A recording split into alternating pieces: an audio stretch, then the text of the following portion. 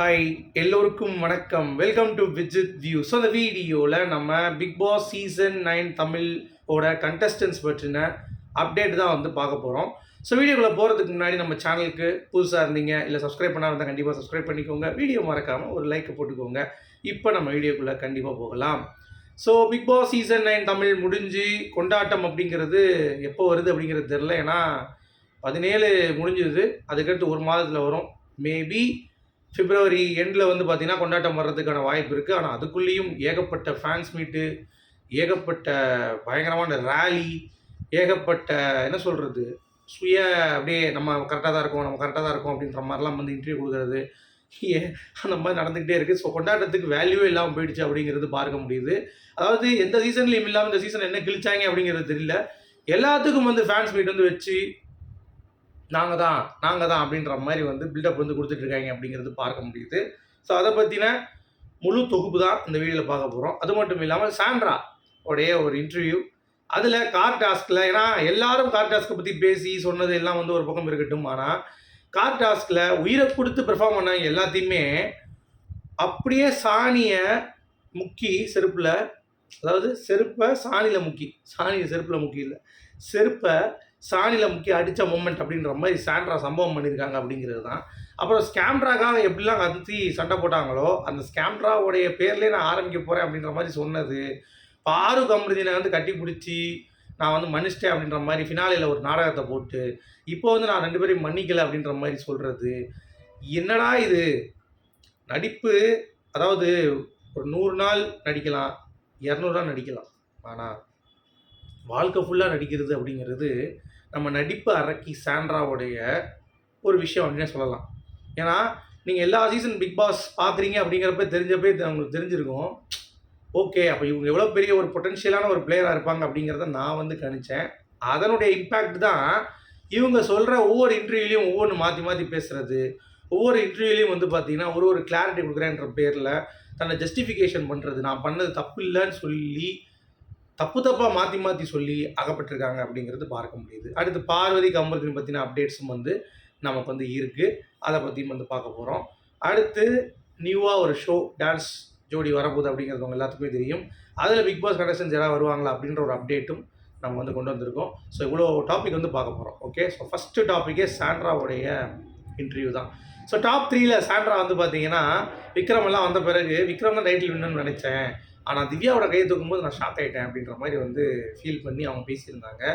அப்புறம் பார்வதியுடைய கார் டாஸ்கில் நடந்த இந்த விஷயங்கள், அதாவது அவங்க ஜாலியாக வச்ச பேரான் பொறுக்கி பாரு அப்படிங்கிறது, ஸ்கேம்ட்ராங்கிறது, அவருடைய பேர் ஹாஃபியில் வந்து காமுன்னு தான் எழுதியிருக்கோம், அதனால் காமுதின்னு நான் சொன்னேன். இந்த மாதிரி ஜாலியாக வந்தது கொஞ்சம் கொஞ்சமாக வந்து அப்படியே ஹீட் ஆஃப் த மூமெண்ட்டில் ஆகிடுச்சு.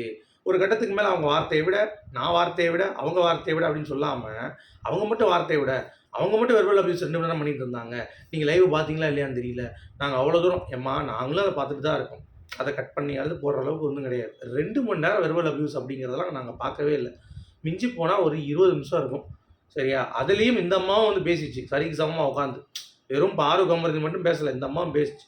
பாரு கமருதீன் எத்துனது அப்படிங்கிறது தவறு தான், அதில் எந்த ஒரு மாற்று கருத்தும் இல்லை. ஆனால் அதுக்கு விதை போட்டதும் நீங்கள் தான், அந்த குண்டை விக்ரமும் தான் அப்படிங்கிறத நீங்கள் மறுக்கவே மாட்டீங்க. அதாவது விக்ரம் கூட ஒத்துக்கிட்டான், ஓகே நான் வந்து விதை போட்டது அப்படின்னு சொல்லி, சரி நான் கூட ஆரம்பிச்சேன்னு வச்சுக்கிறோம், ஆனாலும் நான் என்னால் தான் சண்டை போட்டாங்க நான் சொல்ல மாட்டேன் அப்படின்னு சொல்லி அவனும் அங்கே பேக் தான் வாங்கினான். பட் அதே மாதிரி தான் சாண்ட்ராவும் சொல்கிறாங்க, நான் அதெல்லாம் வந்து பண்ணவே இல்லை, நாங்கள் ஜென்ரலாக பேசிகிட்டு இருந்தோம், நாங்கள் வெளியே சாண்ட்ரா ப்ரொடெக்ஷன்னே வைக்க போகிறோம். ஸோ பார்வதி முதல் டாஸ்கில் வந்து பயங்கரமாக எங்களை வந்து ஸ்கேம் பண்ணிட்டேன், அதனால் ஸ்கேம்ட்ரான்னு சொன்னோன்னே எனக்கு இப்படி பயங்கரமாக இருக்குது. இன்னொன்று நடிப்பு அரக்கி அப்படின்னு சொல்லி எனக்கு வைக்கிறப்ப எனக்கு ஜாலியாக இருக்குது. அம்மா இதை சொன்னால் தான் உள்ளே வந்து பயங்கரமாக வந்து கழுவி ஊற்றிட்டு இருக்க, எல்லாத்தையும் வந்து திரிட்டு கிடந்தேன், இப்போ வெளியே வந்து ஜாலியாக இருக்குன்ற, இதில் யார் உண்மையை சொல்கிறா? எந்த சாண்ட்ரா உண்மையான சாண்ட்ரா? உள்ளே ஆடினது கேம் அப்படின்னு சொல்லி முடிச்சிருந்தீங்க அப்படின்னா மக்கள் உங்களை கொண்டாடிருப்பாங்க, சூப்பர்மா இந்த மாதிரிலாம் விளாட்றீங்க பாருங்க, மக்களுடைய மனசு இது பண்ணுறதுக்கு. ஏன்னா சொல்ல முடியாது, ஏன்னா சொன்னால் தெரிஞ்சிடும் சாண்ட்ரா இதெல்லாம் வந்து பிளான் பண்ணியிருக்காங்கன்ட்டு, சரியா? அதனால சொல்லலை அப்படிங்கிறது தான். இன்னொன்று கார் டாஸ்கில் கமருதீன் வந்து போட்டு 1/2 மணி நேரம் மிதிச்சாராம். சாண்ட்ரா ஏம்மா அவங்களாம் மிதிச்சு போகலையா, கமருதீன் மிதிச்சு போகல, பாருவோடைய ஒரே மிதியில் வந்து வெளியே வந்துட்டாங்களாம். என்னங்க அது ஹீட் ஆஃப் த மொமெண்ட்டில் பிஞ்சி போனால் 30-40 செகண்டில் நடந்த விஷயம். சாண்ட்ராவை தள்ளி விட்டது கார்லேருந்து. அதுவும் காலில் அவங்க வந்து கட்டிக்கிட்டேன் திரும்பி விழும்போது இப்படி விழுந்தேன். ஏம்மா நீ எப்படி விழுந்தாலும் அந்த கார்லேருந்து கீழே விழுது. அந்த மாதிரிலாம் இருக்காதுமா. அப்படி வெர்பல் அபியூஸ் வந்து நீங்கள் தாங்க முடியல அப்படின்னா நீங்கள் எவ்வளோ பேரை பற்றி பேசியிருக்கீங்க. அந்த வீட்டில் எல்லாரை பற்றியும் ரொம்ப கேவலமாக பேசின ஒரே ஜீவன் வந்து கண்டிப்பாக வந்து சாண்ட்ரா தான். அது எந்த ஒரு மாற்று கருத்தும் இல்லை. அப்படிப்பட்ட ஒரு நபர் வந்து இப்போ உட்காந்து ஜஸ்டிஃபை பண்ணிட்டு நான் வந்து நல்லவள் அப்படின்ற மாதிரி எங்கே நீங்கள் வந்து கொண்டு போய் வைக்க போகிறீங்கன்னு தெரியல. அதே மாதிரி அவங்க புருஷன் 2 லவ் பண்ணாருன்னு சொல்லி கௌமரத்தி உள்ளே சொன்னா தெரியுமா?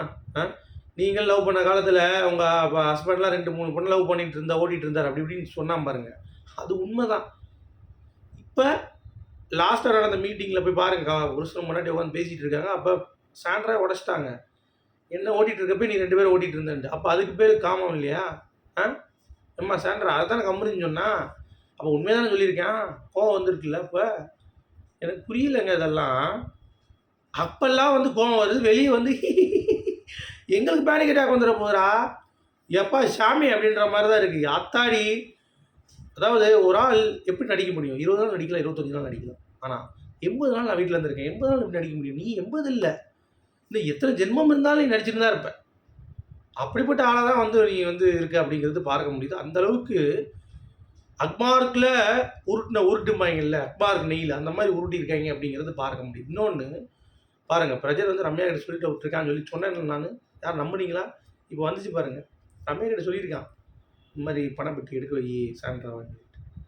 அவள் வந்து உள்ளே வந்தோடனே கனி வந்து மாற்றிட்டாங்கன்னு சொல்லி சொல்கிறாங்க. ஆனால் கனி அதை சொன்னாங்களாங்கிறது தெரியல. அது கனி தான் கன்ஃபார்ம் பண்ணணும். இவங்க சொல்லிட்டாங்க போல தெரியுது. அதை பார்த்தோடனே ஷாக் ஆகிட்டாங்களாம் நம்ம யார் கனி, யார் சாண்ட்ரா. ஐயோ அப்போ அவங்களுக்கும் ஒரு நினைப்பு. ஏன்னா ரெட் கார்டு கொடுத்து காலி பண்ணுறோம். பாரு தான் ஷோ ரன் பண்ணிகிட்டு இருந்தா. அதை சொல்கிறாங்களே பாரு வைஸ் ஹவுஸ்மேட்ஸ் இருந்துச்சு, நான் வந்து சாண்ட்ரா வைஸ் ஹவுஸ்மேட்ஸ் மாறிச்சு.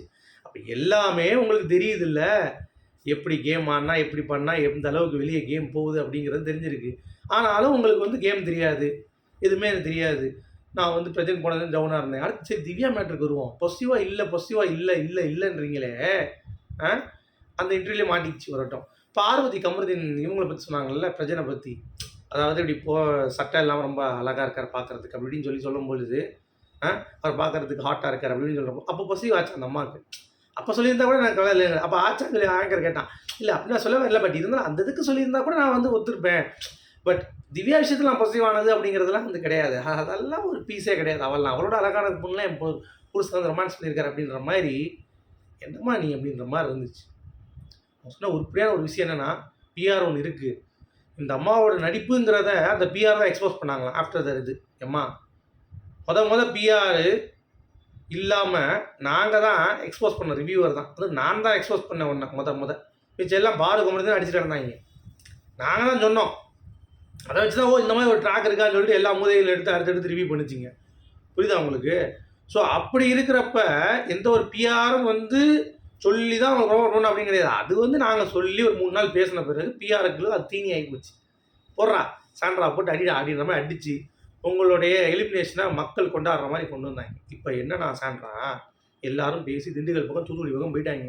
இன்னமும் உட்காந்துக்கிட்டு நான் கார்டாஸ்டில் நான் வந்து நியாயமாக இருந்தேன், எனக்கு பேனிக் அட்டாக் வந்தது உண்மை தான் அப்படின்னு சொல்லிட்டு இப்போ கடைசி எல்லாத்தையும் செருப்பு அடிச்சிட்டாங்க. பார்த்தீங்களா இல்லையா? நான் உள்ளே எனக்கு அவ்வளோ தூரம் வெர்பல் அபியூஸ் நடந்துட்டு இருக்கு. எல்லாம் காலை விட்டு தள்ளி விட்டு இருந்தாங்க. அப்போ யாருமே வரல. திவ்யா வரல, விக்ரம் வரல, சபரி வரல, வினோத் வரல. சொன்னால எங்கடா போனீங்க மூதேவிங்களா? ஏண்டா பீடிவா என்ன பண்ணிட்டு இருந்தேன்?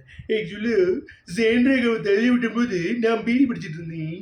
அதனால நான் பீடி போக்கிட்டதுனால என்னால் வந்து கான்சன்ட்ரேட் பண்ண முடியல. பாயிண்டே வந்து பேசிகிட்டு இருந்தேன்.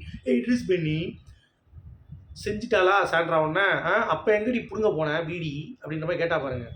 அனில் மூஞ்சி யாரோரா நீ என்ன உட்காந்துட்டு ஆக்சுவலாக அவங்க இப்படி பண்ணாங்க பேசினாங்க, பட் எனக்கு என்ன தோணுச்சுன்னா வாயை மூடிடு அப்படின்ட்டு முடிச்சுட்டே இருந்தான் பாருங்க. அவன் அடிச்சுட்டு இருக்கிறப்ப இப்படியே முடிச்சுட்டு தான் இருந்தான். அவனில் பிக்கல்ஸு அவன் உள்ளே படுத்து ஒய்யாரமாக தூங்கிட்டு கீழே விழுந்தப்போ தான் எழுந்திரிச்சு தடவிட்டு வந்தான். கரெக்டாக காலை படுத்துருச்சு செத்துருச்சுன்னு இருந்தான். எவ்வளோ நாடகம் ஆடிக்கிட்டு நீங்கள் பண்ணுற வேலைகள்லாம் எப்படிப்பட்ட ஆட்கள் பாருங்கள். நம்ம மாட்டிக்கிட்டோன்ட்டு ஒவ்வொரு மூதேவையும் வந்து இந்த யூஸ் பண்ணிருக்கேங்கிறது இதன் மூலமாக சாண்ட்ராவே வாக்குமூலம் கொடுத்துட்டா. இந்த 4 பேர் இந்த விஷயத்தை யூஸ் பண்ணி தான் வந்தாங்க, இருந்தாலும் என்ன காப்பாற்றுறதுக்கு எவனுக்குமே வந்து பார்த்தீங்கன்னா தோணலை அப்படின்றத வந்து போட்டு உடச்சிட்டான்.